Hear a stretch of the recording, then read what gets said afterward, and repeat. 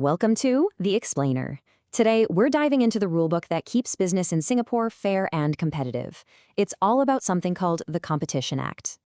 Let's kick things off with a question. Ever wondered why, when you walk into a store, there are just so many options? Why prices seem competitive?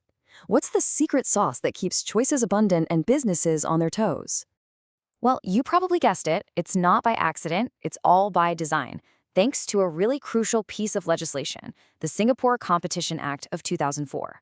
Think of it as the official rulebook for fair play in the marketplace. Now, this didn't just appear out of nowhere. The act was rolled out carefully, in phases. First, in 2005, they set up the referee. Then, in 2006, the big rules on agreements and market dominance came into play. And finally, in 2007, they added the rules for mergers. And speaking of a referee, every game needs one, right?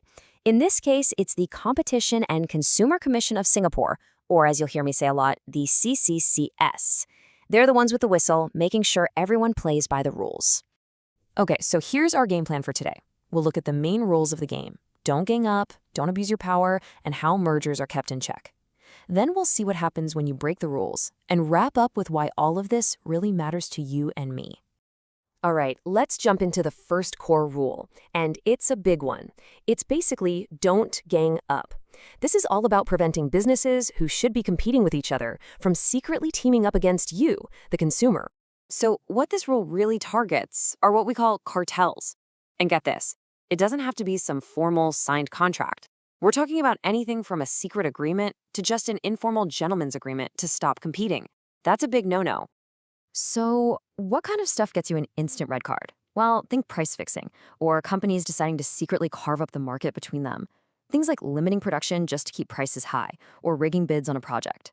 These are considered so harmful that they're just illegal, period. Okay, moving on to rule number 2. This one's a little different.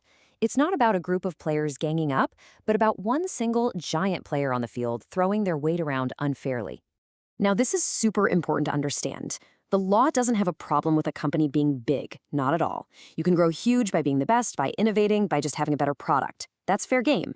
Where you cross the line is when you start using that size, that power, to muscle out the competition unfairly. So you might be asking, how big is too big? Well, there isn't a strict, hard and fast rule, but the CCCS has a guideline.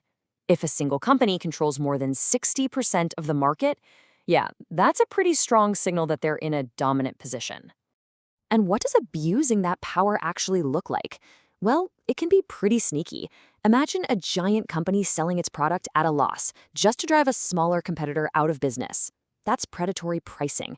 Or maybe they force you to buy product B, which you don't even want, just to get your hands on product A. That's abuse. Okay, rule number 3. This one is all about looking ahead, making sure the game stays fair tomorrow, not just today. It's all about what happens when two companies decide to merge into one giant entity.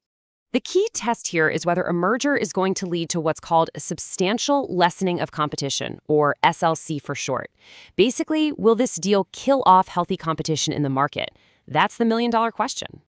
So, to get a quick read on things, the CCSS has some handy thresholds. For instance, if a merger results in a new company with a market share of 40% or more, that's going to raise some eyebrows and trigger a much closer look. Same deal if the top 3 firms in a market would suddenly control over 70% of it. The red flags go up.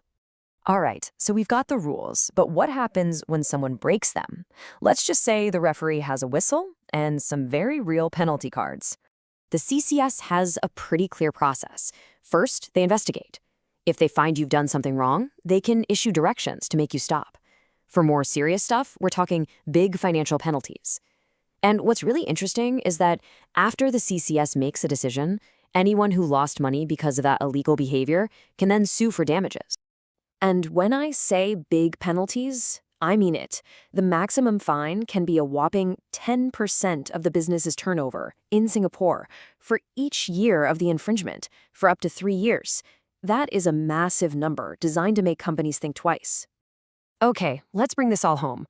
We've talked about the rules, the referee, the penalties, but let's circle back to the why. Why is all this so incredibly important? It really boils down to this. Fair competition creates a kind of virtuous cycle that benefits every single one of us. It means we get more choices, it means companies are pushed to offer better quality products, and yes, it often leads to lower prices and drives a ton of innovation. And that's really the whole point, right? It goes right back to the stated objective of the act itself.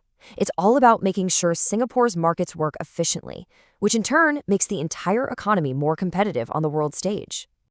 So, at the end of the day, fair play is what fuels a healthy, innovative market for everybody. Think about it. From your daily coffee to your phone plan, this competition law is working behind the scenes for you. And that really leaves us with a fascinating question for the future, doesn't it? As technology just keeps evolving with new business models popping up all the time, what does fair play even look like anymore? And how will this rulebook have to change to keep up with the games of tomorrow?